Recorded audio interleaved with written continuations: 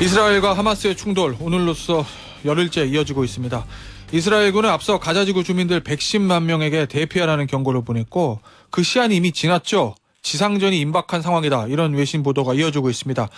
전황이나 역사에 대한 뉴스는 이미 많이 보셨을 것 같아서 오늘은 좀 다른 특별한 시간을 가져보도록 하겠습니다. 샤르레 군사연구소 이재환 대표입니다. 안녕하세요. 안녕하세요. 오늘은 좀 이스라엘하고 저 하마스의 무기고를 좀 저희가 분석을 좀 해보려고 그러는데 네네.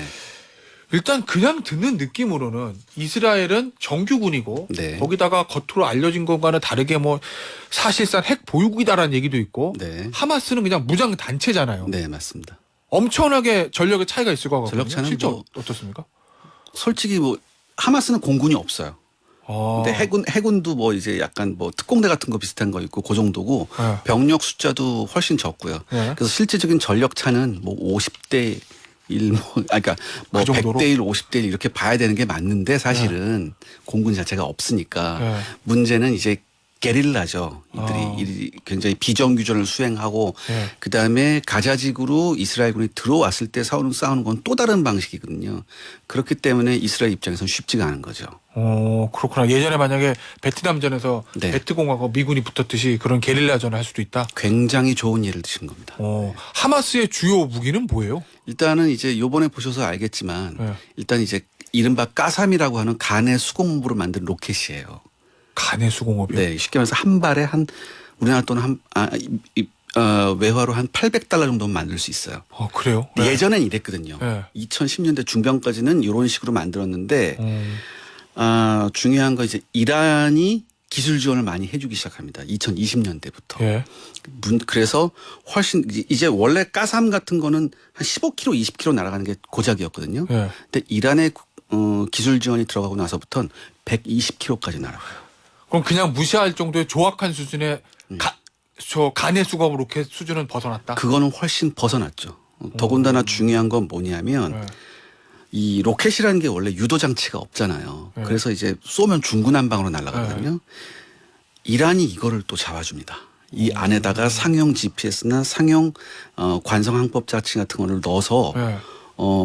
웬만하면 원하는 곳에 가서 떨어질 수 있게끔 여러 가지를 좀 해줘요. 그거를 저비용으로 그냥 아주 네. 정교하진 않아도 네. 대량으로 생산해가지고 네. 갖다 붙는 거군요. 네. 정확한 지적이십니다. 이게 2020년대 이미 네. 이제 이란 혁명 수비대하고 헤즈볼라하고 하마스가 이미 레바논에서 한번 모였어요. 네. 모여가지고 전략 회의를 한번 했어요. 그리고 그 다음부터 이 하마스의 로켓 공격의 방식이 확 변해요. 그러니까 예를 들어서 2021년 같은 경우에 무슨 일이 있었냐면 이전까지는 하루에 100발 쏘는 게 다였거든요. 예. 근데 2021년 실험을 한번 합니다. 하루에 400발을 쏴봐요.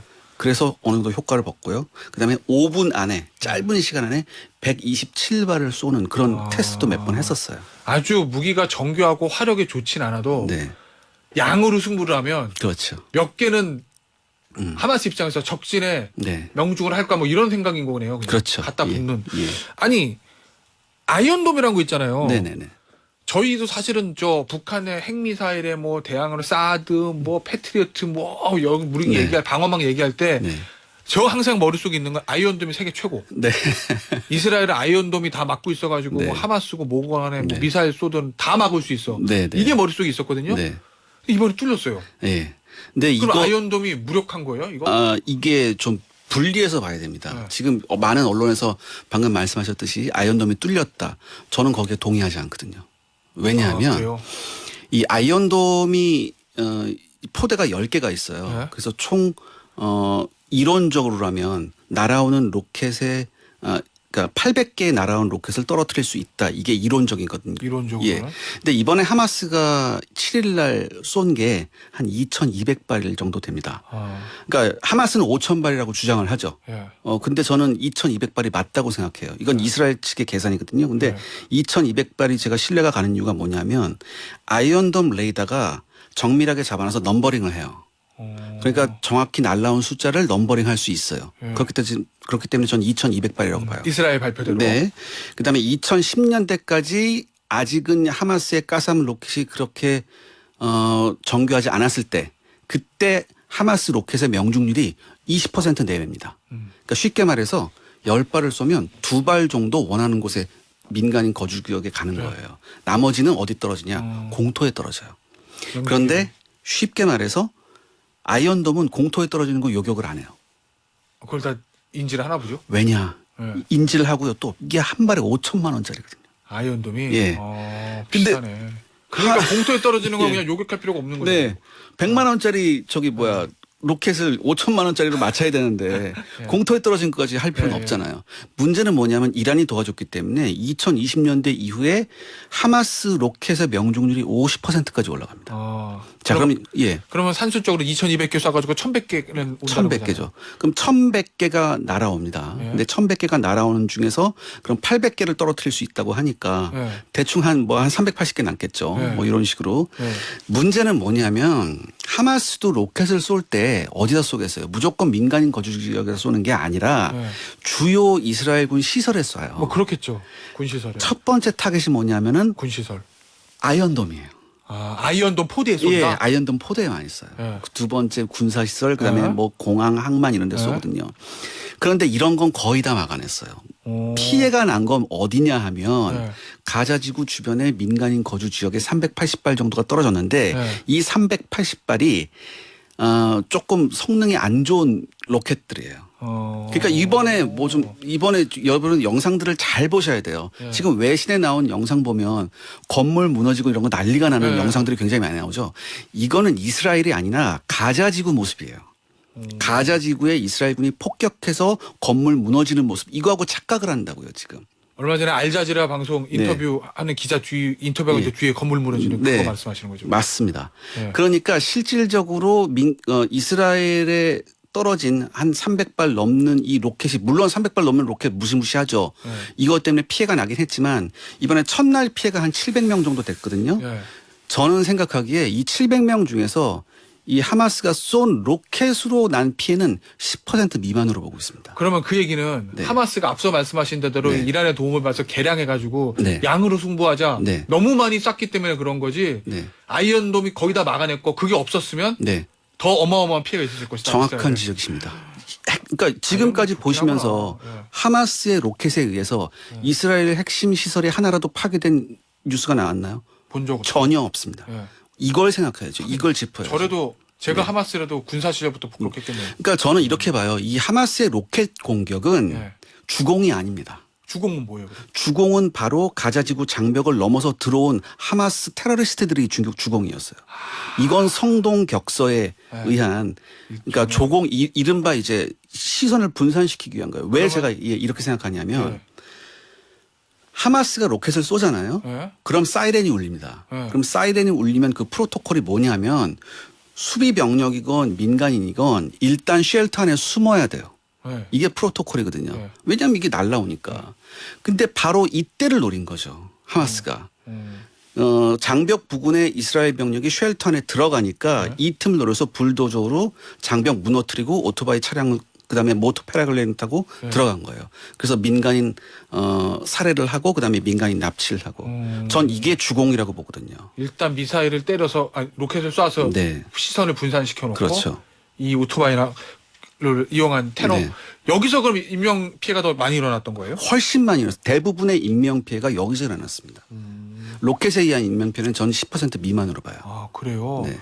야 그래서 어떻게 보면은 지금 모터보트, 네. 오토바이, 불도저 이게 굉장히 좀 원시적인 방법 같은데. 원시적이지만 어떻게 보면 굉장히 창의적이죠. 왜냐하면 하마스는 헬리콥터가 없잖아요. 예.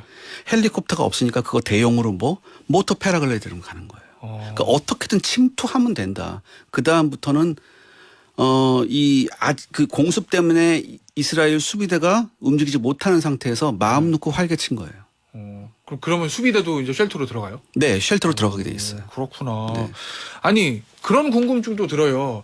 제가 알기로는 지금 가자지구 저 이번에 뚫렸던 철책이 있고 네. 가자지구를 그동안 이스라엘에서 철통 이렇게 이제 봉쇄를 했다고 하는데 네. 그 많은 무기들은 어디서 구한 거예요? 네, 그러니까 이게 일단은 이게 있어요. 첫 번째 가자지구 남동부에 하마스가 굉장히 많은 이제 바깥쪽으로 나가는 터널을 팠고요. 터널이요? 그 다음에 이집트 쪽 있잖아요. 네. 이집트 쪽으로도 굉장히 많은 터널을 팠어요.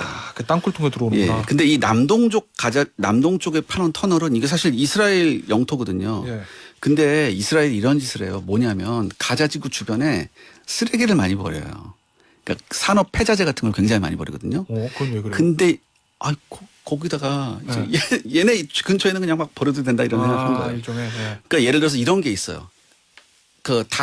좀 낡은 가로등 기둥 같은 것들 여기다 많이 버렸다고요. 하마스가 이거를 가져가서 악착같이 로켓으로 써먹습니다. 가로등 기둥을. 네, 예.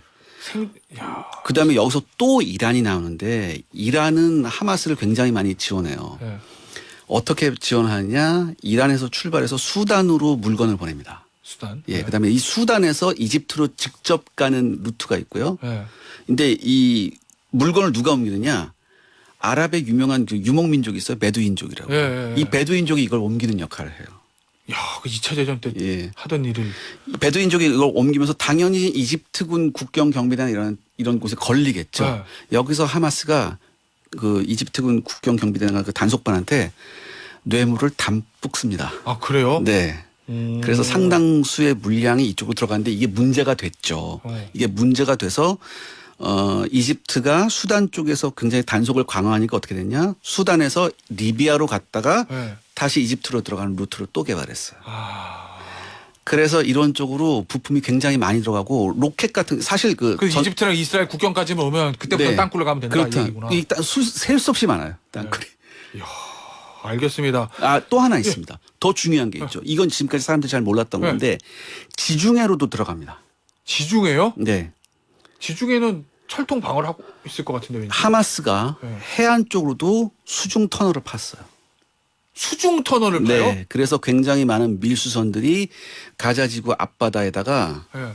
캡슐에 담아서 물건들을 바다에 넣어요. 예. 그러면은 어선을 위장한 하마스의 선박들이 가서 야간에 잠수부를 투입해서 그거를 가지고 수중을 통해서 들어옵니다. 그 얼마 전에 추석 때 개봉했던 영화 밀수 보면 네. 해녀들이 이제 저 네. 바다에 던진 거 밀수봉 건져오는데 그게 아니라 네. 터널로 간다는 거죠. 네. 그러니까 지금 이 그러니까 밀수꾼들이 바다에 던져놓은 물건을 가지고 가는 하마스 잠수부 대원들이 약 400명 정도 돼요. 알겠습니다. 지금 샤르레 군사연구소 이세환 대표와 함께하고 계시고요. 이스라엘하고 팔레스타인 무기에 대해서 이야기 나누고 있습니다. 대표님, 네. 지상전이 임박했다는 얘기 나오잖아요. 네, 맞습니다. 지금 이스라엘이 가자 지구로 진격을 할 것이다. 네, 네, 네. 이거 만약에 진짜 진격을 해가지고 지상전이 벌어지면 인명피해는 엄청나게 일어날 것 같은데 네.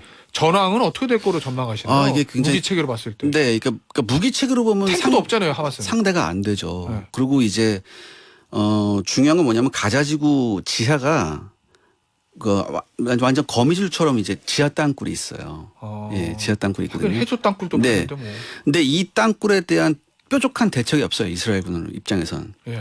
지금까지 이스라엘군이 무슨 주장을 하냐면 벙커버스터로 이 지하 땅굴 중에 한 100km 정도 제거했다라고 하거든요. 예. 이제 사실 이 가자지구는 세종시보다 조금 작아요. 예.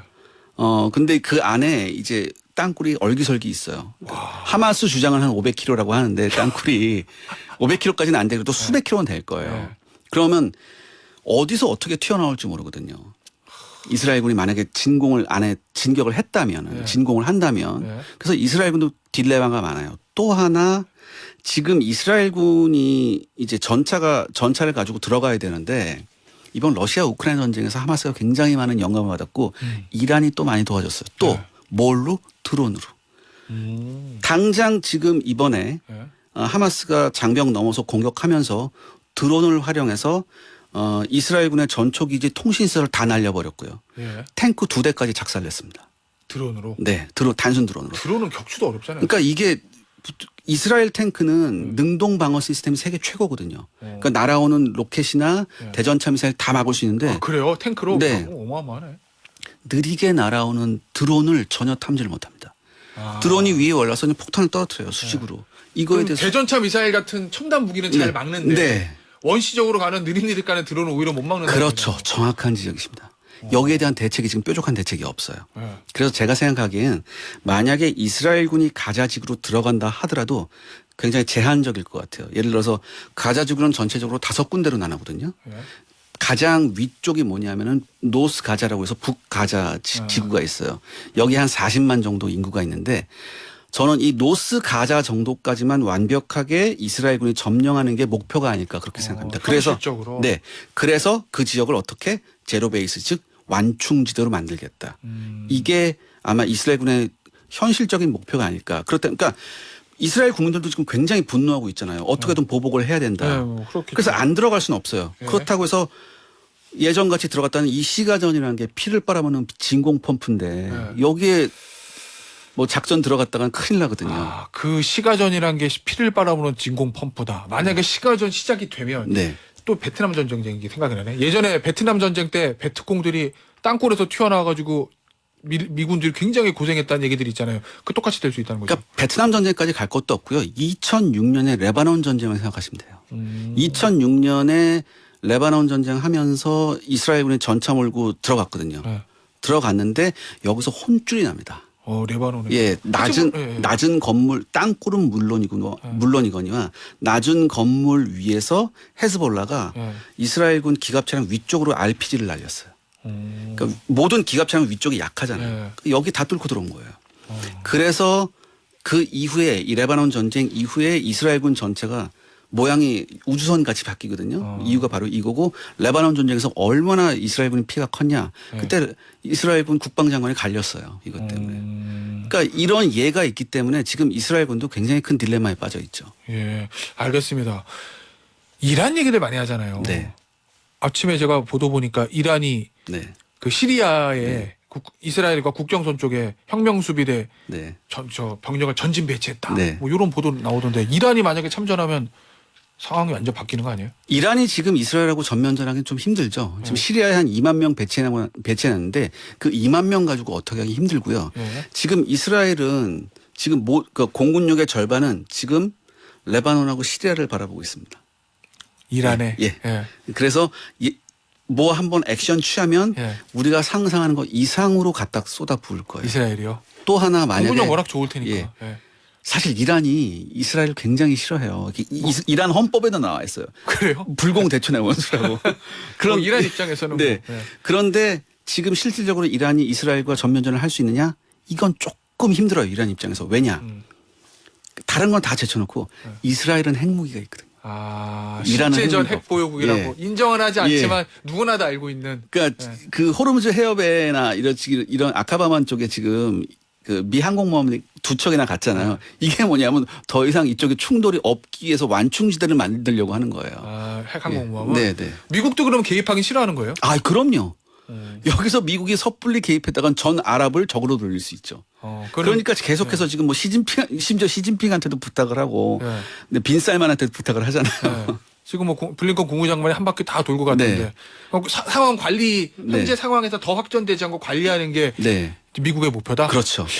지금 방금 전에 속보 나왔는데 대표님. 네. 바이든 미국 대통령이 미국 CBS와의 인터뷰에서 이스라엘의 팔레스타인 가자지구 점령 가능성에 대해서 큰 실수가 될 것이다. 하마스는 완전히 제거돼야 한다. 하지만 팔레스타인 국가 건설을 위한 길이 반드시 있어야 한다. 그렇죠. 이게 뭘 뜻하겠어요. 일종의 상황 관리. 예, 이게 상황 관리뿐만 아니라 말이 앞뒤가 안 맞잖아요. 앞뒤가 안 맞아서 제가 예. 그러니까 들어가면은 네. 이스라엘군이 굉장히 고전할 걸 아는 거예요. 이게 이스라엘군이 만약에 가자지구 들어가면 일주일 안에 끝내야 돼요. 일주일 안에 끝냈는데 제 생각에 가자지구 전체 일주일 안에 터무니없습니다. 그렇기 때문에 미국도 지금 여러 가지 지금 나름의 경고를 이스라엘한테도 좀 하는 거죠. 예. 그러면 거기 호르무즈 해협의 항공모함 제럴드 포드가 제일 저 병력이 좋다면서요? 아, 그럼요. 그거 간 것도 직접 예. 참전하거나 도와주려고 하는 건 아니다. 그렇죠. 그러니까 이거 한마디 이거죠. 하지 마. 나 여기 있다 하지 마. 내가 이런 지켜보고 거예요. 있어. 네. 그러면은 앞으로 전쟁은 어떻게 될 거로 보세요? 그러니까 제가 말씀드렸듯이 만약에 가자지구를 진공한다면 진공 안 할 수는 없어요. 지금 이스라엘 여론 때문에. 그렇다면 그런다 하더라도 굉장히 제한적일 것이다. 북가자 정도만 점령하는 작전이 이스라엘군으로서 현실적인 최선의 목표다. 저는 이렇게 봅니다. 그런데 네타냐후 총리가 워낙 강성이라서 계속 끝까지 가려는 거 아니에요? 그러기에는 이게 전쟁이 길어져서 희생자가 많이 나면 또 달라져요. 얘기가. 민간 희생자가 많아지면 이스라엘이 오히려 역풍에 네. 맞을 수도 있으니. 그다음에 만약에 들어가서 이스라엘군 사상자가 5천 명이 넘어간다. 네. 이렇게 되면 뭐 이스라엘군도 아차 싶을 거예요. 알겠습니다. 오늘 말씀은 여기까지 듣도록 하겠습니다. 지금까지 샤르레 군사연구소 이세환 대표였습니다. 감사합니다. 감사합니다.